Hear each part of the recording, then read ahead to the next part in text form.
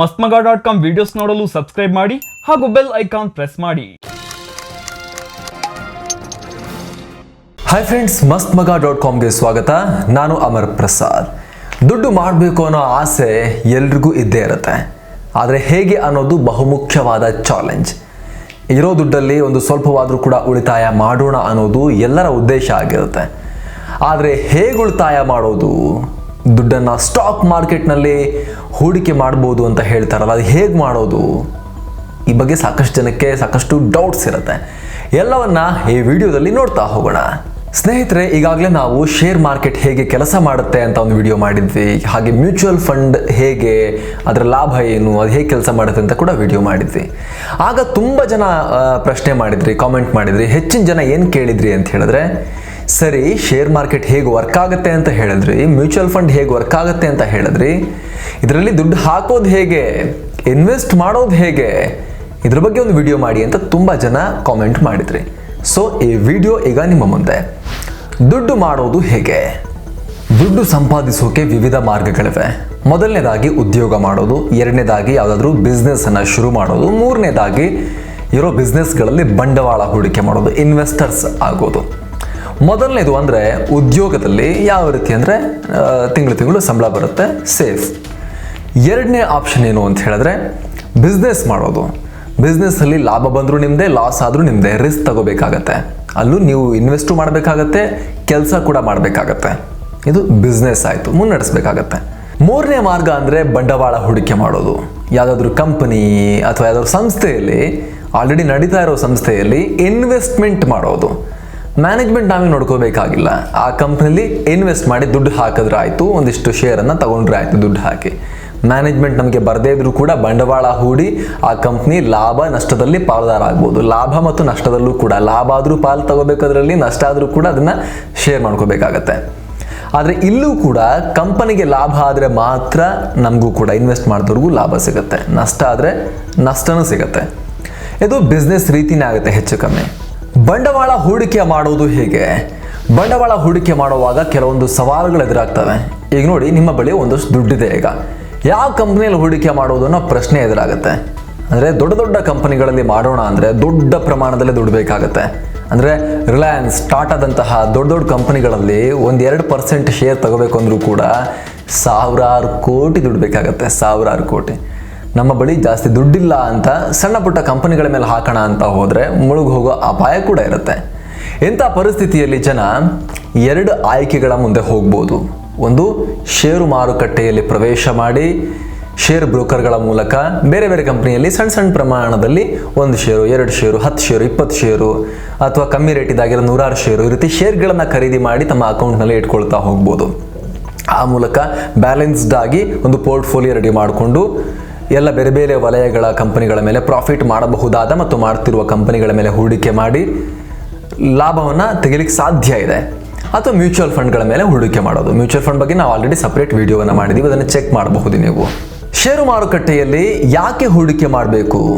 Actually invest ಮಾಡಬೇಕು, ತಮ್ಮ ಆಸ್ತಿಯನ್ನು, ತಮ್ಮ ಬಳಿ ಇರುವಂಥ ದುಡ್ಡನ್ನು ಸಾಕಷ್ಟು ಬೆಳೆಸಬೇಕು ಅನ್ನೋ ಆಸೆ ಇರೋರಿಗೆ ಶೇರ್ ಮಾರ್ಕೆಟ್ ಒಂದು ಉತ್ತಮವಾದ ವೇದಿಕೆ ಹೌದು. ಆದರೆ ಸರಿಯಾದ ಮಾಹಿತಿಯೊಂದಿಗೆ ಅದ್ರ ಬಗ್ಗೆ ನಾಲೆಡ್ಜ್ ಇಟ್ಕೊಂಡು ಸೂಕ್ತ ಕಂಪನಿಗಳನ್ನು ಹುಡುಕಿ ಹೂಡಿಕೆ ಮಾಡಿದ್ರೆ ಉತ್ತಮ ಲಾಭ ಸಿಗೋಕ್ಕೆ ಸಾಧ್ಯ ಆಗುತ್ತೆ. ಶೇರ್ ಮಾರ್ಕೆಟ್ನಲ್ಲಿ ಯಾಕೆ ಇನ್ವೆಸ್ಟ್ ಮಾಡಬೇಕು ಅಂದರೆ ಅದರಿಂದ ಲಾಭ ಇದೆಯಾ ಅಂತ ನೀವು ಭಾವಿಸ್ಬೋದು, ಪ್ರಶ್ನೆ ಕೇಳ್ಬೋದು. ಅದಕ್ಕೆ 2 ಉದಾಹರಣೆಗಳನ್ನು ಕೊಡ್ತೀವಿ ನೋಡಿ. ಸರಿಯಾಗಿ ನೋಡ್ಕೊಂಡು ಮಾಡೋರಿಗೆ ಯಾವ ರೀತಿ ಲಾಭ ಸಿಗುತ್ತೆ ಅನ್ನೋದಕ್ಕೆ ಸಂಬಂಧಪಟ್ಟ ಹಾಗೆ. ಭಾರತದ ವಾರನ್ ಬಫೆಟ್ ಅಂತಾನೆ ಕರೆಸ್ಕೊಳ್ಳುವಂತಹ ರಾಕೇಶ್ ಜುಂಜುನ್ವಾಲಾ ಅವರ ಸ್ಟೋರಿ ನಿಮಗೆ ಗೊತ್ತಿರ್ಬೋದು. ದೊಡ್ಡ ಇನ್ವೆಸ್ಟರ್ ಆಗಿದ್ದಾರೆ ಅವರೀಗ. ಇವರು 2002ರಲ್ಲಿ ₹3, ಒಂದು ಶೇರಿಗೆ ₹3 ಅಂತೆ ಟೈಟಾನ್ ಕಂಪನಿಯಲ್ಲಿ 6 ಕೋಟಿ ಶೇರುಗಳನ್ನು ಖರೀದಿ ಮಾಡಿದ್ರು. ಎಷ್ಟು? 6 ಕೋಟಿ ಶೇರ್ಸ್ ಖರೀದಿ ಮಾಡಿದ್ರು. ಒಂದು ಶೇರಿಗೆ ಎಷ್ಟು ಕೊಟ್ಟರು? ಬರೀ ₹3 ಕೊಟ್ಟರು.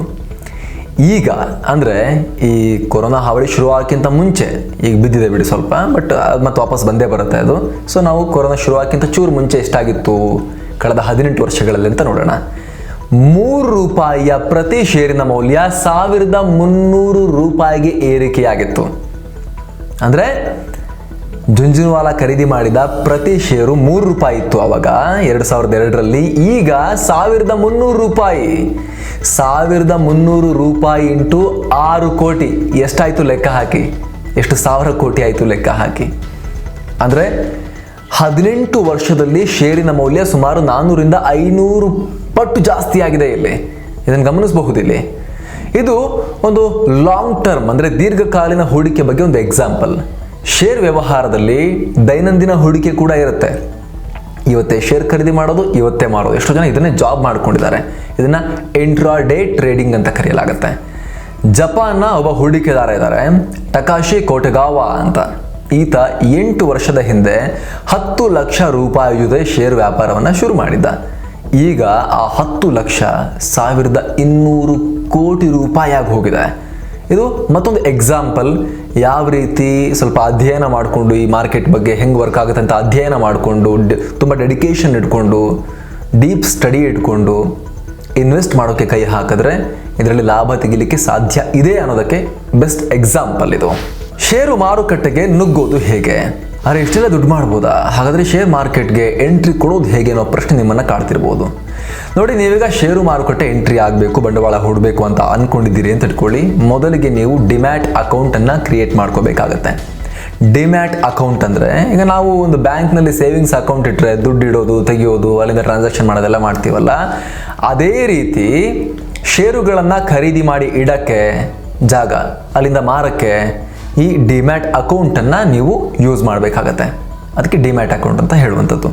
ಈ ರೀತಿ ಡಿಮ್ಯಾಟ್ ಅಕೌಂಟ್ ಮಾಡಿಸೋಕ್ಕೂ ಕೂಡ ಹಲವಾರು ಡಿಸ್ಕೌಂಟ್ ಬ್ರೋಕರೇಜ್ ಕಂಪನಿಗಳಿರ್ತವೆ. ಭಾರತದಲ್ಲಿ ಸಾಕಷ್ಟು ಸೆಬಿಯಲ್ಲಿ ನೋಂದಾಯಿತ ಕಂಪನಿಗಳು ತುಂಬ ಇರ್ತವೆ. ಷೇರು ವ್ಯವಹಾರದಿಂದ ಏನಾದರೂ ಲಾಭ ಇದೆಯಾ ಅಂತ ನೋಡ್ಕೊಂಡ್ಬಿಡೋಣ. ನೀವು ಯಾವ ಕಂಪ್ನಿಲಿ ಶೇರ್ ಮೇಲೆ ಹೂಡಿಕೆ ಮಾಡ್ತೀರೋ ಅದರ ಲಾಭದಲ್ಲಿ ನಿಮಗೆ ಪಾಲ್ ಸಿಗುತ್ತೆ. ಈಗ ನೀವು ಒಂದು ಸಂಸ್ಥೆಯಲ್ಲಿ ಶೇರ್ ಖರೀದಿ ಮಾಡಿದ್ರೆ ಆ ಸಂಸ್ಥೆಯ ಲಾಭ ಹೆಚ್ಚಾದಂತೆ ನಿಮ್ಮ ಷೇರಿನ ಮೊತ್ತ ಕೂಡ ಜಾಸ್ತಿ ಆಗುತ್ತೆ. ಲಾಭದ ಪ್ರಮಾಣ ಜಾಸ್ತಿ. ಬೇರೆ ಯಾವುದೇ ಹೂಡಿಕೆಗಿಂತ ಷೇರು ಹೂಡಿಕೆಯಲ್ಲಿ ಲಾಭದ ಪ್ರಮಾಣ ಜಾಸ್ತಿ ಇರುತ್ತೆ. ಇಂತಿಷ್ಟು ಮಾತ್ರ ಲಾಭ ಅಂತ ನಿರ್ಧಾರಿತ ಆಗೋದಿಲ್ಲ. ಬದಲಾಗಿ ಕಂಪನಿ ಬೆಳೆದಷ್ಟು ನಿಮ್ಮ ಶೇರ್ ವ್ಯಾಲ್ಯೂ ಕೂಡ ಬೆಳೆಯುತ್ತೆ. ಲಾಸ್ ಆದರೆ ಲಾಸ್ ಕೂಡ ಆಗುವಂಥ ಚಾನ್ಸಸ್ ಇರುತ್ತೆ. ಹೀಗಾಗಿ ನೀಟಾಗಿ ಮಾನಿಟರ್ ಮಾಡ್ತಾ ಇರಬೇಕು. ಲಾಭ ಬರೋ ಕಡೆ ದುಡ್ಡು ಹಾಕ್ತಾ ಇರಬೇಕು. ಲಾಭ ಬಂದ ಕೂಡ ಎತ್ಕೊಳ್ಳೋದು ಅಥವಾ ಬೆಳೆಸ್ತಿರೋ ಅದನ್ನು ಟೈಮ್ ಟು ಟೈಮ್ ಕರೆಕ್ಟಾಗಿ ಮಾನಿಟರ್ ಮಾಡಿ ಡಿಸಿಷನ್ ತಗೋತಾ ಹೋಗಬೇಕು. ಮಾಲೀಕತ್ವದ ಮೇಲೆ ಹಕ್ಕು, ನಿಯಂತ್ರಣ. ಯಾವುದೇ ಒಂದು ಸಂಸ್ಥೆಯಲ್ಲಿ ಷೇರು ಖರೀದಿ ಮಾಡಿದಾಗ ಆ ಷೇರುದಾರರು ಕಂಪನಿಯ ಮಾಲೀಕತ್ವದ ಒಂದು ಭಾಗನೇ ಆಗ್ತಾರೆ. ನೀವು ಕಂಪನಿಯ ಎಷ್ಟು ಪ್ರಮಾಣದ ಶೇರ್ ಖರೀದಿ ಮಾಡಿರ್ತೀರೋ ಕಂಪನಿಯಲ್ಲಿ ಅಷ್ಟು ದೊಡ್ಡ ಪ್ರಮಾಣದ ಮಾಲೀಕರು ನೀವು ಆಗಿರ್ತೀರಾ. ಒಂದು ಶೇರ್ ಇದ್ರೂ ಕೂಡ ಮಾಲೀಕತ್ವದಲ್ಲಿ ನಿಮ್ದೊಂದು ಚೂರು ಪಾಲಿರುತ್ತೆ ಅಂತ ಅರ್ಥ. ಸೀಮಿತ ಜವಾಬ್ದಾರಿ.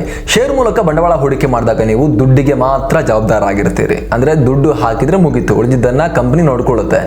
ನೀವು ಬೇರೆ ಯಾವುದೇ ರೀತಿ ಹೊಣೆಗಾರಿಕೆಯನ್ನು ಹೊತ್ಕೋಬೇಕಾಗಿಲ್ಲ. ಸಮಯದ ಉಳಿತಾಯ.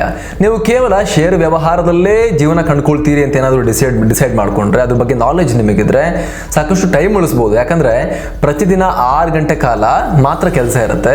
ವಾರದಲ್ಲಿ 5 ದಿನ ಮಾತ್ರ ಷೇರು ಮಾರುಕಟ್ಟೆ ಓಪನ್ ಇರುತ್ತೆ. ಹೀಗಾಗಿ ಉಳಿದಂಥ ಸಮಯ ನಿಮ್ಮ ಫ್ರೀ ಟೈಮ್ ಆಗುತ್ತೆ. ಅವಾಗ ನೀವು ಮತ್ತಷ್ಟು ಶೇರ್ ಬಿಸ್ನೆಸ್ ಬಗ್ಗೆ ಅಧ್ಯಯನ ಕೂಡ ಮಾಡ್ಬೋದು, ಇನ್ನಷ್ಟು ಎಕ್ಸ್ಪರ್ಟ್ ಆಗ್ಬೋದು, ಅಥವಾ ನೀವು ಟೈಮನ್ನು ಎಂಜಾಯ್ ಕೂಡ ಮಾಡ್ಬೋದು. ಎಲ್ಲಿಂದ ಬೇಕಾದರೂ ಹೂಡಿಕೆ ಮಾಡ್ಬೋದು. ಈ ವ್ಯವಹಾರವನ್ನು ಎಲ್ಲಿಂದ ಬೇಕಾದರೂ ಮಾಡ್ಬೋದು. ಕಚೇರಿಯಲ್ಲೇ ಹೋಗಬೇಕು ಮಾಡಬೇಕು ಅಂತೇನಿಲ್ಲ. ಮನೆಯಲ್ಲಿ ಕೂತ್ಕೊಂಡು ಮಾಡ್ಬೋದು, ಪಾರ್ಕ್ನಲ್ಲಿ, ಸಮುದ್ರ ದಡದಲ್ಲಿ, ಎಲ್ಲಿ ಬೇಕಾದರೂ ಕೂತು ಒಂದು ಲ್ಯಾಪ್ಟಾಪ್ ಹಿಡ್ಕೊಂಡು ಅಥವಾ ಮೊಬೈಲ್ ಅಪ್ಲಿಕೇಶನ್ನೇ ಹಿಡ್ಕೊಂಡು ನೀವು ವ್ಯವಹಾರವನ್ನು ಮಾಡ್ಬೋದು. ಇನ್ವೆಸ್ಟ್ಮೆಂಟ್ಗೆ ಲಿಮಿಟ್ ಇಲ್ಲ. ಇದರಲ್ಲಿ ಇಂತಿಷ್ಟು ಮೊತ್ತವನ್ನೇ ಹೂಡಿಕೆ ಮಾಡಬೇಕು ಅಂತ ಲಿಮಿಟೇಷನ್ ಯಾವುದೂ ಕೂಡ ಇಲ್ಲ. ಇಲ್ಲಿ ನೀವು 1000 ರೂಪಾಯಿ ಇದ್ರೂ ಕೂಡ ಹೂಡಿಕೆ ಮಾಡ್ಬೋದು, 1000 ಕೋಟಿ ರೂಪಾಯಿ ಇದ್ರೂ ಕೂಡ ಹೂಡಿಕೆ ಮಾಡ್ಬೋದು. ಇಲ್ಲಿ ಹೂಡಿಕೆ ಮಾಡೋಕ್ಕೆ ಕನಿಷ್ಠ ಮತ್ತು ಗರಿಷ್ಠ ಮೊತ್ತಗಳ ಮಿತಿ ಇರೋದಿಲ್ಲ. ಸೊ ಫ್ರೆಂಡ್ಸ್, ಇದಾಗಿತ್ತು ಷೇರು ಮಾರುಕಟ್ಟೆಗೆ ಸಂಬಂಧಪಟ್ಟ ಹಾಗೆ ಅದರ ಒಂದಷ್ಟು ಬೇಸಿಕ್ ಪ್ರಿನ್ಸಿಪಲ್ ಅನ್ನು ನಿಮಗೆ ಅದರ ಐಡಿಯಾವನ್ನು ಕೊಡುವಂಥ ಪ್ರಯತ್ನ, ಹಾಗೂ ಅಪ್ಸ್ಟಾಕ್ಸ್ ಅವರು ತಂದಿರುವಂಥ ಈ ಫ್ರೀ ಟ್ರೇಡಿಂಗ್ ಅಕೌಂಟ್ನ ಆಫರನ್ನು ನಿಮ್ಮ ಮುಂದೆ ಇಡುವಂತಹ ಪ್ರಯತ್ನ. ಇದರಿಂದ ನಿಮಗೆ ಸ್ವಲ್ಪ ಆದರೂ ಕೂಡ ಲಾಭ ಆಗಿದೆ ಅಂತ ನಾನು ಅನ್ಕೊಳ್ತೀನಿ. Thank you so much. ಮತ್ತೊಂದು ವಿಡಿಯೋದಲ್ಲಿ ಮತ್ತೆ ಸಿಗೋಣ. ನಮಸ್ತೆ.